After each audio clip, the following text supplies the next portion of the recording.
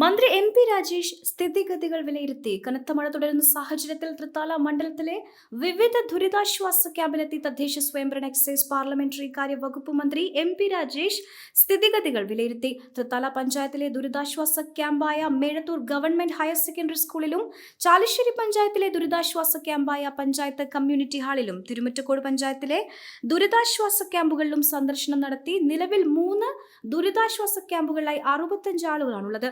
കൂടാതെ മണ്ഡലത്തിലെ ആനക്കര, പട്ടിത്തറ, തിരുമിറ്റക്കോട്, ചാലിശ്ശേരി, തൃത്താല, പരുതൂർ, കപ്പൂർ എന്നീ പഞ്ചായത്തിലെ മഴക്കെടുതി നാശം വിതച്ച പ്രദേശങ്ങളിലും പട്ടാമ്പി പാലത്തിലും മന്ത്രി സന്ദർശനം നടത്തി. പ്രവർത്തനങ്ങൾക്ക് ആവശ്യമായ മുൻകരുതൽ സ്വീകരിക്കണമെന്ന് തഹസിൽദാർക്ക് മന്ത്രി MP രാജേഷ് നിർദ്ദേശം നൽകി.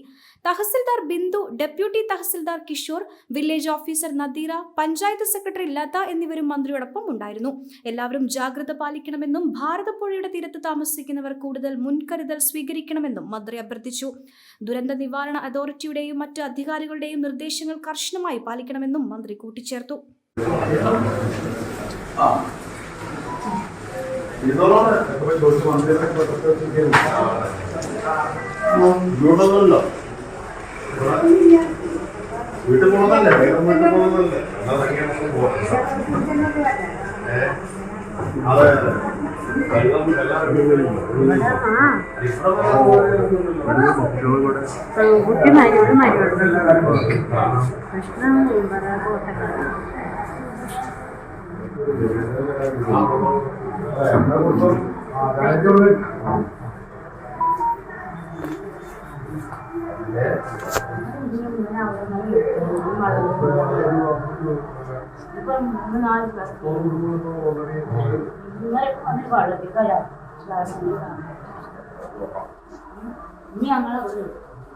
വർഷത്തെ പ്രവർത്തന പാരമ്പര്യവുമായി മനസ്സിലുണ്ടോ മാക്സിലുണ്ടോ എന്ന തലക്കെട്ടിൽ എല്ലാ ഷോറൂമുകളും പുതുമയുടെ പര്യായങ്ങളായി പട്ടാമ്പിയിലും കൂറ്റനാടും കേച്ചേരിയിലും കൊപ്പത്തും.